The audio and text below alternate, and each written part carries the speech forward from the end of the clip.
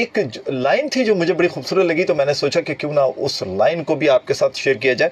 मावा ठंडियां छावा ए गल कहंदे लोग सियाने, इसकी भी थोड़ी सी तशरीह भी करवाएंगे हम अपने मौजूद मेहमान के से, क्योंकि आपका ताल्लुक पाक फ़ौज से, आप पाक फ़ौज से रिटायर्ड हुए हैं, और सबसे बड़ी बात है आप बहसीत ब्रिगेडियर रिटायर्ड हुए हैं, और ना सिर्फ कराची बल्कि पूरा पाकिस्तान आपने इस फ़ौज में रहते हुए देखा भी है, उस पर भी बात करेंगे। लेकिन चूँकि आज माओ पे बात होनी है, तो उन्होंने जब जवानी में ज्वाइन किया होगा पाक फ़ौज को, उस वक्त उनकी वालदा का क्या रिएक्शन था वो भी उनसे पूछेंगे।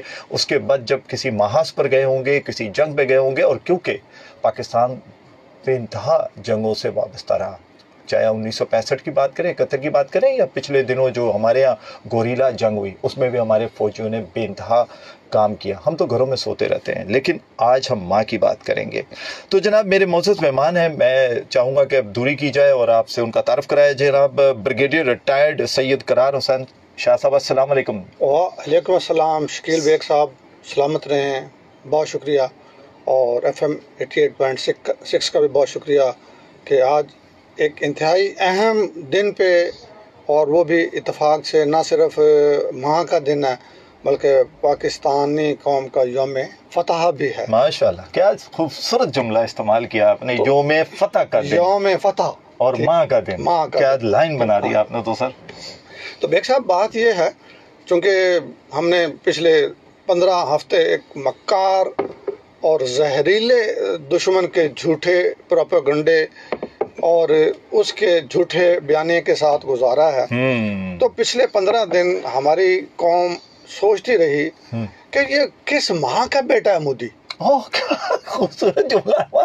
क्या बचपन में इसकी माँ ने इसकी तरबियत नहीं की, और या फिर ये इतना नाफरमान बेटा था कि माँ की तरबियत से बदकिस्मत महरूम रहा। 100% ऐसा ही है। आगे चल के मैं सवाल भी रखूंगा इस पे आपको। तो मुझे यकीन करें, मैं झूठ नहीं बोल रहा हूँ, मुझे अक्सर ये ख्याल आता था शादी उसने नहीं की। जनाब मेरा सवाल यही था, लेकिन आप खुद ही चले गए। शादी उसने नहीं की तो उसको खुद पता नहीं है कि पेरेंट्स का औलाद के लिए प्यार होता क्या है। ठीक है, तो उसको औलाद का तो प्यार नहीं था, लेकिन उसकी माँ ने तो कुछ उसको सिखाया होगा। बहरहाल जो भी है, मेरा सलाम है उन तमाम माओं को जो हमारे मुसल्लह अफवाज में इस वक्त जवान, जिन्होंने पिछले 15 दिनों में, ख़ास तौर पे कल और परसों के 2 दिनों में दुश्मन को, मक्कार दुश्मन को मुंह तोड़ जवाब दिया, उनकी माओं को मेरा सलाम है।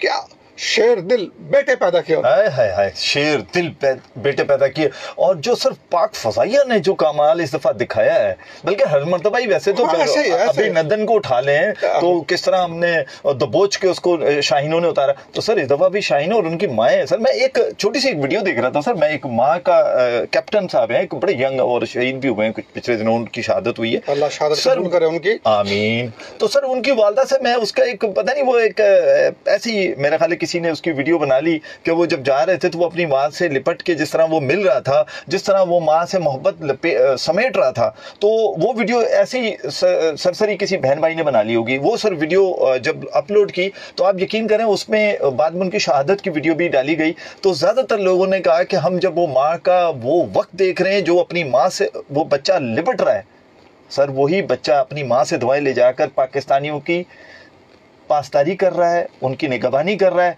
और शहादत का दर्जा हासिल कर रहा है। अच्छा बेग साहब, मैं इसको देखें, माँ का प्यार औलाद के लिए ये फितरत ने दिया है। बेशक ये आपको जानवरों में भी मिलेगा। बिल्कुल वो एक मुर्गी जो बिल्ली से डरती है, जब चूसों के पास होती है, तो मैंने देखा है नेशनल ज्योग्राफी पे कि बिल्ली को पड़ जाती है। सर हमने वैसे भी देखा है। ठीक है, हाँ, पड़ जाती है। और बहुत से ऐसे जानवर, भैंस देखी है मैंने नेशनल ज्योग्राफी पे, जब बच्चे के साथ होती है तो वो शेर को पड़ जाती है। ये तो फितरत ने एक प्यार दिया है माँ को। लेकिन जो इस्लाम ने एक गाइडलाइन दिया है माँ को, जिस गाइडलाइन की रोशनी में, कुरान और सुन्नत की रोशनी में, हमारे प्यारे हुजूर सल्लल्लाहु अलैहि वसल्लम की तालीमात की रोशनी में, अहादीस की रोशनी में, जो हमारी माएँ अपने बच्चों की तरबियत करती हैं, वो एक लाजवाल दास्तान होती है। अभी आप देखें पिछले अभी 2 दिनों की बात मैं फिर उस तरफ आऊंगा क्योंकि लेटेस्ट हुआ है कि राफेल तैयारा पूरी दुनिया यही समझती है कि जी यूरोपियन टेक्नोलॉजी, फ्रांस की टेक्नोलॉजी, अब पाकिस्तान मुकाबला क्या करेगा। और मेरे दोस्तों ने, जैसे आपको मैंने एक दो दफा पहले बताया कि मैं सिएरा लियोन में रह के आया हूँ, पाकिस्तान की एक यूनिट लेके गया था पीस कीपिंग के लिए, तो वहाँ पे हमारे इंडियन दोस्त थे जो उनके सिविलियन मुलाजिम के तौर पे सिएरा लियोन में होते थे, तो वो मुझे अक्सर कहा करते थे, मैं उसको लेफ्टिनेंट कर्नल कहना साहब छड्डो, तुसी पंजाबी थे, वो सिख थे, तो छड्डो तुसी साढ़े की मुकाबला करना। अच्छा। हाँ, तुहाडे कोल चाइना दी टेक्नोलॉजी, साढ़े कोल यूरोपियन टेक्नोलॉजी, हुण तो अमेरिका भी साढ़े नाल हो गया। तो मैं उनको कहता था यार टेक्नोलॉजी नहीं होती, जब आएगा ना मुकाबला तो फिर आपको पता चला कि टेक्नोलॉजी इस्तेमाल करने वाला कौन है, उसकी स्टेट ऑफ द मोरल क्या है, उसके पेरेंट्स ने उसकी तरबियत क्या की है। तो मुझे साबित कर दिया हमारे JF थंडर उड़ाने वालों ने, अपने एयरफोर्स वालों की बात की थी। अच्छा सर, लेकिन सर मेरा सवाल ये है कि जब आप, मैं सेकंड लेफ्टिनेंट भर्ती हुए? हाँ, सेकंड लेफ्टिनेंट। अच्छा सर, जब आप भर्ती हुए थे, सही से बताइएगा अम्मा का जज्बा कैसा? देखिए, आप यकीन करें, मैंने आपको पहले बताया था सरगोदा शाहीनों का शायर है, क्या बात। और आपको एक पहले बताया था 65 की जंग में जब MM आलम ने वो 6 हथियारे गिराए थे, तो उसका एक कनोपी का टुकड़ा मेरे वाले साहब लेके आए थे उठा के। अच्छा। और वो उन्होंने उस कनोपी के टुकड़े को एक खंजर के दस्ते के ऊपर लगवाया था, हमारे वो घर में अभी तक महफूज कर लिया था। तो हमारे तो घर में मतलब है ये पाकिस्तान का दिफा और खासतौर पर एयरफोर्स से मोहब्बत, क्योंकि शाहीनों का शहर है सरगोदा, तो वो मेरी होश संभालते ही तरबियत का हिस्सा बना। वो तो बिल्कुल ठीक है, लेकिन मेरी अम्मी ने मुझे बहुत प्यार से फौज में भेजा। अच्छा। और इतना मुझे उसने मोटिवेट किया, आप यकीन करें कि मेरे फादर से ज़्यादा मेरी माँ का रोल था इसमें फौज में आने में। अच्छा, मैं घर के सामने जो है ना, वो एक छोटा सा खाली ग्राउंड था, जी सर, प्लाट था बल्कि, तो उसमें बच्चों के साथ क्रिकेट खेलता था सारा दिन। लेट से मैं फील्डिंग करता रहा, और फील्डिंग करते करते मेरी बैटिंग की बारी आई तो माँ ने आवाज़ दे ली। अच्छा। तो मैं वो बैट किसी दोस्त को पकड़ा के जाता था, तो लोग कहते यार 2 टुले तो मार ले, पंजाबी कहते ना 2 टुले तो मार ले, मतलब थोड़ी सी बैटिंग कर लो, थोड़ी सी बैटिंग तो कर लो। तो मैं कहता नहीं, मेरी माँ ने आवाज़ दे दी, मैं भाग जाया करता था। और जब मैं पास आउट होके ट्रेनिंग से वापस आया, तो पहले दिन जब घर आया तो अपनी माँ के मैंने पाँव पे हाथ रखे और कहा, अम्मी जब पहले आप आवाज़ देती थी मुझे तो मैं भाग के आता था, अभी मेरी 2 माएँ हो गई हैं, और अभी अगर आपने मुझे आवाज़ दी और मैं ना आ सका तो मुझे माफ़ कर देना। इसका मतलब यह है कि दूसरी माँ की ज़रूरत आपसे ज़्यादा है। और मेरी माँ ने कहा, बेटा जीते रहो, मैं खुश हूँ। क्या बात है सर। क्या वो जो वक्त था जब उन्होंने ये कहा होगा, तो यकीन करें आपका और जज्बा, जोश और बढ़ गया होगा। ऐसे ही, बिल्कुल ऐसे। अच्छा, दूसरा सर, आपने मेरे ख्याल है कि पहले भी बताया था, बॉर्डर्स पे आप लोग होते हैं ज़्यादातर, और एक तन्हाई का वक्त होता है, डेफिनेटली वहाँ पर दीगर और भी आपके दोस्त भी होते होंगे, आपके जवान भी होते होंगे, ऑफिसर्स और जवान दोनों होते हैं। वहाँ पर बहुत सारे लोगों के खतूत भी आते हैं, जो मैंने सुना है कि खत, उसमें माओं के खत भी तो आते होंगे ना? बहुत आते थे।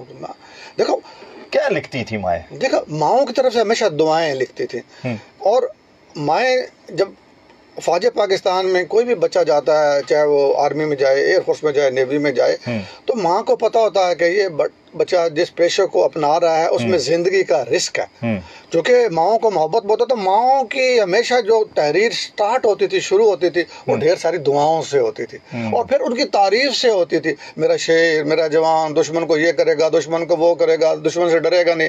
मतलब माओं के जो ख़त होते थे, खतूत होते थे, उन खतूत में एक तो मसल्ह अफवाज के तमाम मेंबरान के जज्बे को और उभारा जाता था, उनके हौसले को और आप समझें तसल्ली दी जाती थी, और दूसरा दुआएं होती थी। और माँ की दुआओं में असर तो बहुत होता है ना, जब आपको माएँ दुआ दे रही हो। तो मुझे ऐसे याद आ गया, आपने जंगों की बात कर दी, मौला अली अलैहिस्सलाम जो ना, इमाम अली अलैहिस्सलाम जब जंगों में होते तो रिज्स पढ़ा करते थे, और रिज्स का जो एक तर्जमा होता था